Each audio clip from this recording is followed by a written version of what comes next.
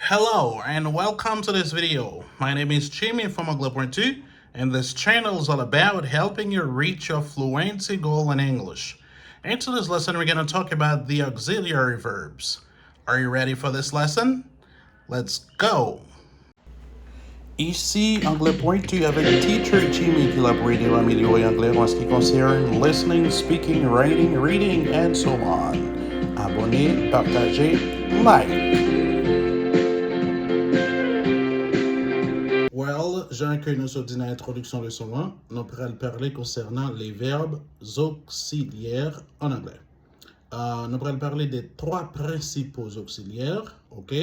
Nous allons détailler comment ils fonctionnent pour la langue anglaise. C'est parti. The word auxiliary is an adjective which means helping. Le mot auxiliaire, c'est un adjectif qui signifie aide. OK? Donc, ça veut dire, là, on parle de verbe auxiliaire, c'est verbe qui portent soutien avec l'autre verbe que nous relais main verbs. OK? Il y aurait des verbes principaux. The auxiliary verbs help the main verbs in a sentence. Les verbes auxiliaires, yo aident verbes principaux yo dans une phrase. There are three primary auxiliary verbs in English. Il y a trois principaux verbes auxiliaires en anglais. Be, do, have. Trois principaux auxiliaires, ça y aurait les be, qui signifie être. Do, c'est un auxiliaire, il pas signifie faire, non là. OK? C'est un auxiliaire qui est utilisé. Nous allons voir dans quelle situation que est utilisé. Et puis, nous avons le verbe to have, qui c'est le verbe avoir. OK? Donc, ces trois principaux auxiliaires, ça que nous allons étudier. Ça qui fait nous les principaux verbes auxiliaires, c'est parce que il y a l'autre verbe qui est considéré comme étant des auxiliaires également. Ce sont des verbes modaux. OK? The modal verbs. OK? Donc, qui ça fait non pas ajouter ça là-dedans, c'est parce que un verbe modaux eux-mêmes, ils gagnent des principes grammaticaux qui spécifiques à eux-mêmes. Donc, parce que ça, son leçon, n'a pas, eh bien, à part que les verbes modaux. Maintenant, la leçon ça, nous allons voir les trois principaux verbes auxiliaires. Je veux parler de do, be, and have. In positive sentences, the auxiliaries are unstressed while being spoken. Qu'est-ce que je veux dire par là? Dans les phrases affirmatives, les verbes auxiliaires yo pas accentués sur yo.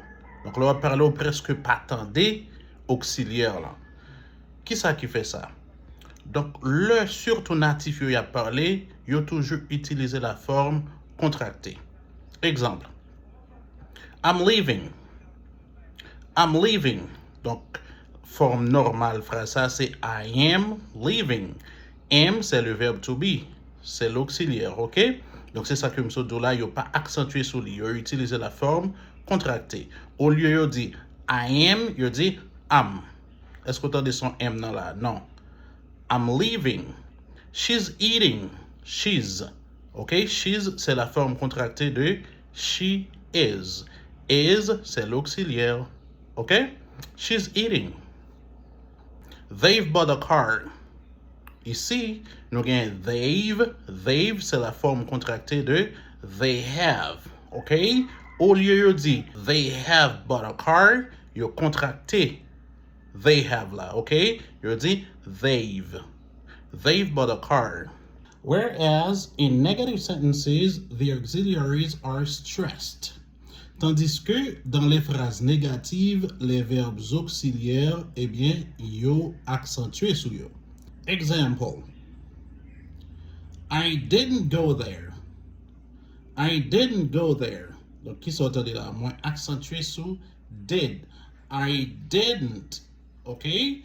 I didn't go there. She doesn't have a car. She doesn't have a car. Moi, accentué sur does. OK? She doesn't have a car. À remarquer que moi, j'utilise également la forme contractée. Donc, c'est très, très important. Hein? Maintenant, on rentre d'emblée dans l'utilisation de ces trois principaux verbes auxiliaires. Functions of the auxiliaries, les fonctions des verbes auxiliaires. They help form tenses with a main verb. Première fonction que verbe auxiliaire yo même yo gagné, yo aide nous à former des temps avec un verbe principal. OK? They help form negatives and questions. Deuxième fonction que verbe auxiliaire yo gagné, yo aide nous à former des structures négatives et des structures interrogatives. Ça veut dire yo aide nous à construire des phrases négatives et des phrases interrogatives. OK? They give emphasis to a sentence. Troisième fonction que verbe auxiliaire yo gagné, eh bien, yo mettez en phase dans une phrase. Ça veut dire yo mettez accent sur ça qu'a dit. OK? Donc, nous allons détailler tout ça pour vous en dedans le son. OK? Let's start with the auxiliary be. On va commencer avec l'auxiliaire be. The auxiliary be helps form the present and past continuous. L'auxiliaire be est utilisé pour le présent continu et le passé continu. Nous connaissons très bien, nous parler de présent continu, passé continu, forme continue. Nous utilisons le verbe to be plus le verbe principal auquel on ajoute ing. OK? Example. I am running. I am running or I'm running. She's jogging. She's jogging. Ça c'est présent continu. OK? Passé continu. I was singing. I was singing. Là, moi conjuguer le verbe to be au passé. OK? They were playing. They were playing. The auxiliary verb be can also be used for the passive voice. Passive voice. L'auxiliaire be est capable d'utiliser également pour la voix passive. OK? Donc, on est que voix passive là, l'utiliser, c'est lorsque sujet a lui-même li recevoir une action. C'est lorsque le sujet li subit une action. OK? Donc, voix active, c'est lorsque sujet a li pose des actions. The subject performs the action. But when the subject receives the action, now we have the passive voice. Comment voix passive là li formée? Li formée à partir du verbe to be plus le participe passé du verbe principal. Example. They sell coffee here. Ici, nous avons la voix active. OK? La voix passive, c'est coffee is sold here. Coffee is sold here. Donc, qu'est-ce qu'on a là? Nous utilisons le verbe to be plus le participe passé du verbe principal. Le verbe principal, c'est le verbe to sell. OK? Le participe passé du verbe to sell, c'est sold. They stole my car. They stole my car. La voix passive, c'est my car was stolen. My car was stolen. OK? Stolen, c'est le participe passé du verbe to steal. Alors, l'infinitif, c'est to steal. Stole, c'est le passé. OK? Stole, c'est le passé du verbe to steal. C'est le verbe voler. To steal, stole, stolen. Donc, c'est dans deux contextes que nous sommes capables d'utiliser le verbe to be en tant qu'auxiliaire. Premier contexte, nous sommes capables d'utiliser pour la forme continue, le présent et le passé continu. Et puis, nous sommes capables d'utiliser pour la voix passive. OK? Now, the auxiliary have. The auxiliary have helps form the perfect tenses. Maintenant, nous entamons avec l'auxiliaire have. Auxiliaire have là, lié de nous à former des temps composés, des temps parfaits. Là, nous parlons des temps composés, nous voulons parler de passé composé, plus que parfait. OK? C'est ça qui est temps composé. Pour conjuguer un verbe au passé composé se dit en anglais present perfect. OK? On conjugue le verbe to have au présent et puis on ajoute le participe passé du verbe principal. Et pour conjuguer un verbe au plus que parfait se dit en anglais past perfect. On conjugue le verbe to have au passé et puis on va ajouter le participe passé du verbe principal. Voilà. Example. She has done it. She has done it. Ici, nous avons le verbe to do conjugué au passé composé. OK? She has done it. I have studied English. I have studied English. John had written a letter. John had written a letter. My brother had come. My brother had come. Écoutez bien. Le verbe to be et le verbe to have, c'est des auxiliaires. Mais ils sont capables d'utiliser également comme étant des verbes principaux. Qui est capable d'utiliser comme étant des verbes principaux, c'est lorsque ils sont utilisés pour continuer dans la phrase. Ils ne sont pas accompagnés avec aucun autre verbe. OK, nous avons un verbe ça est conjugué au présent simple et au passé simple. OK? Verbe to be, sous conjugué au présent simple, les vini, y un verbe principal. OK? Y un verbe normal qu'on est capable d'utiliser pour compter. Et sous conjugué le verbe to be au passé également, il est capable toujours être pour compter comme étant un verbe principal. C'est la même chose pour le verbe to have. Depuis au conjugué au présent ou bien au passé, c'est seulement dans deux temps ça que verbe to be et verbe to have sont capables utiliser comme étant des verbes principaux. Si par exemple on dit I am a doctor, ici le verbe to be qui c'est am, c'est un verbe principal, donc il n'est pas accompagné de aucun autre verbe. OK? I have a book. I have a book. Ici le verbe to have est utilisé comme étant un verbe principal. OK? The auxiliary do. The auxiliary do has three main functions. L'auxiliaire do maintenant.